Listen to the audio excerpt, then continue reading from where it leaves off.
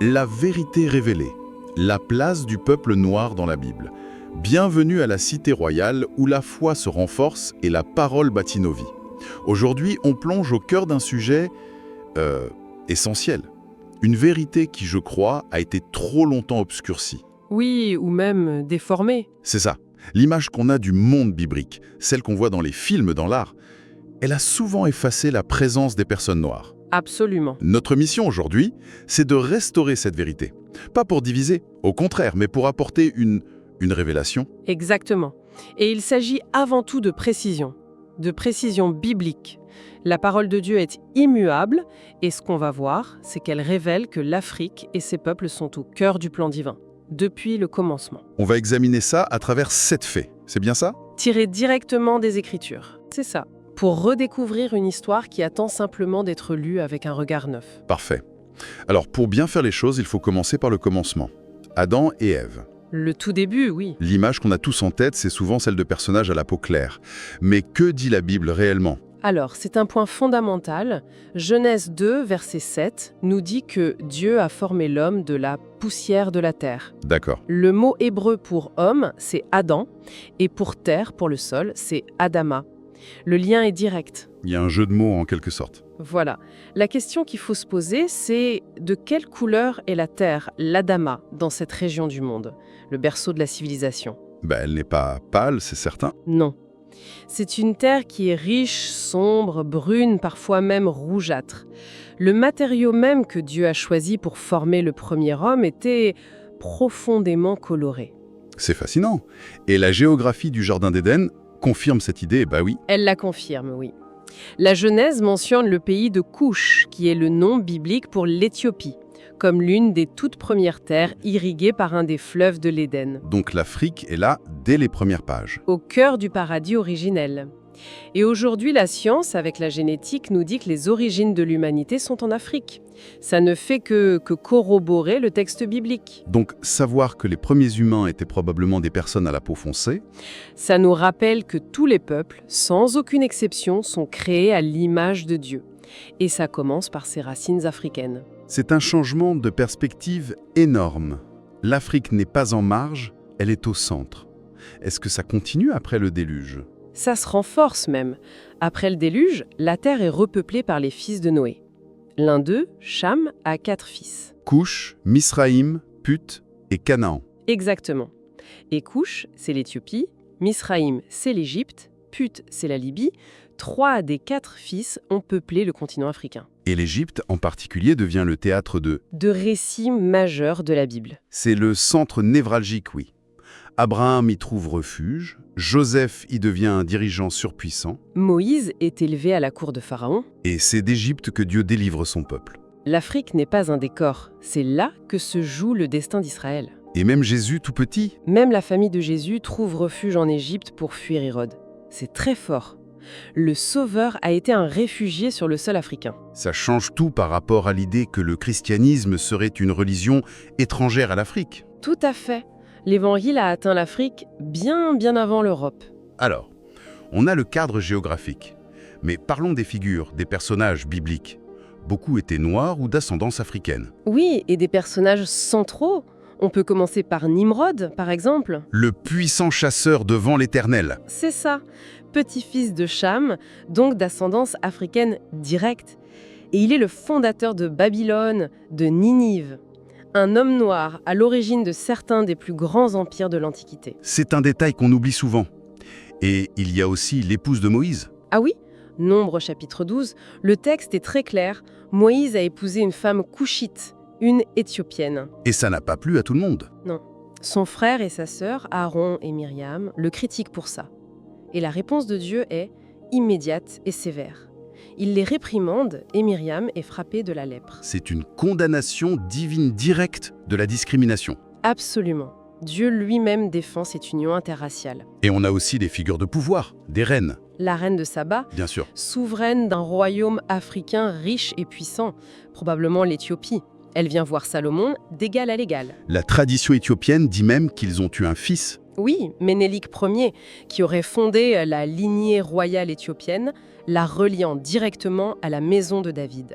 C'est un lien dynastique et spirituel très fort. Et dans le Nouveau Testament, on retrouve cette présence à des moments cruciaux. Tellement. Pensez à Simon de Cyrène. Celui qui a porté la croix de Jésus. Voilà. Cyrène, c'était en Afrique du Nord, dans l'actuelle Libye. C'est donc un homme africain, un homme noir, qui a eu cet honneur d'aider Jésus dans son moment le plus difficile. Et il y a aussi l'eunuque éthiopien. Dans le livre des Actes, oui. Un haut fonctionnaire éthiopien. Il est l'un des tout premiers non-juifs convertis. Il est baptisé par Philippe et il ramène l'Évangile en Afrique. Donc, l'Évangile est implanté en Afrique par un Africain, très tôt. Bien avant l'émission en Europe. Avant de continuer, merci de vous abonner à la Cité Royale RBK. Ça nous soutient vraiment et ça vous permet de ne rien manquer. Alors, tous ces faits dressent un tableau très clair. Mais il y a cette ombre, cette fausse interprétation de la malédiction de Cham qui a justifié l'esclavage. C'est sans doute l'une des pires manipulations d'un texte biblique. C'est une tragédie. Il faut qu'on clarifie ce qui s'est réellement passé. Absolument. Revenons au texte. Genèse, chapitre 9. Noé s'enivre, il est nu, et son fils Cham le voit.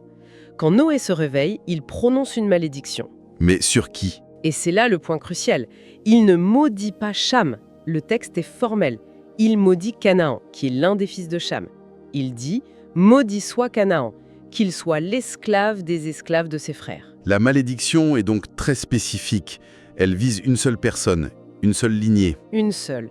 Et où se sont installés les descendants de Canaan? Pas en Afrique. Ils se sont installés au Moyen-Orient, dans la terre qui deviendra plus tard Israël. Donc, la prophétie s'est accomplie quand les Israélites ont conquis le pays de Canaan. Exactement.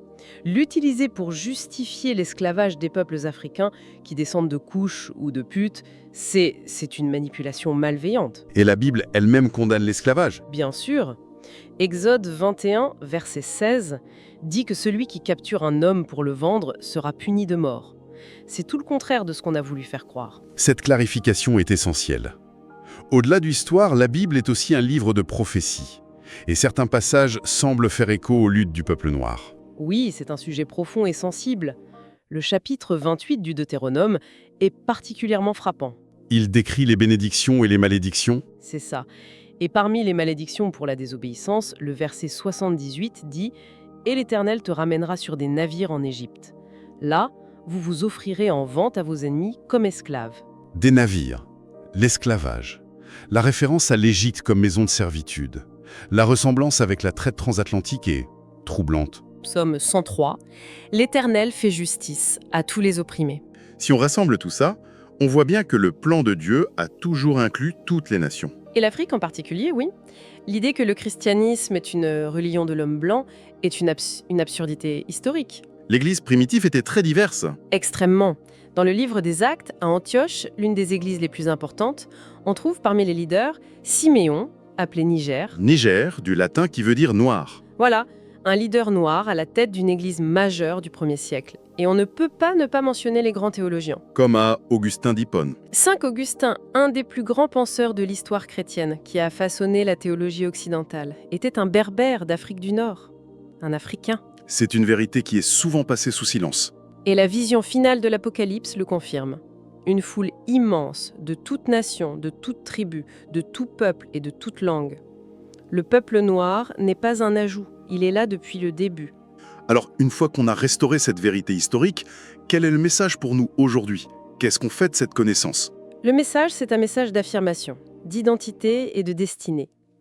L'histoire du peuple noir dans la Bible, ce n'est pas d'abord une histoire de lutte, c'est une histoire de dessein divin.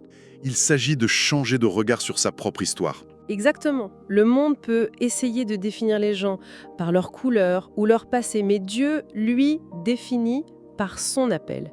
C'est un héritage spirituel immense qui doit être embrassé. C'est passer d'une identité qu'on subit à une identité qu'on reçoit de Dieu. C'est précisément ça. L'apôtre Pierre le dit magnifiquement. Vous, au contraire, vous êtes une race élue, un sacerdoce royal, une nation sainte, un peuple acquis. Et ce « vous » s'adresse à tous les croyants. À tous, sans distinction. Ça veut dire, vous n'êtes pas maudits, vous n'êtes pas oubliés, au contraire, vous êtes choisis. Donc comprendre cette vérité, ce n'est pas juste corriger l'histoire. C'est affirmer une identité royale, une dignité qui fait partie du plan de Dieu depuis le Jardin d'Éden. C'est tout à fait ça. La question finale, elle n'est donc pas pour l'intellect, mais pour le cœur. Que faire de cette vérité? Voilà. Est-ce qu'on va laisser le monde dicter notre valeur ou est-ce qu'on va s'appuyer fermement sur ce que Dieu a déclaré? Il s'agit de marcher avec la confiance de cette identité divine. Le plan de Dieu pour chacun est plus grand que tout ce qu'on peut imaginer. Merci de nous avoir suivis. N'hésitez pas à partager cet enseignement autour de vous, à vos amis et à vos proches. On se retrouve très bientôt pour un prochain épisode de La Cité s'édifie, ici même, dans la Cité royale. Soyez bénis.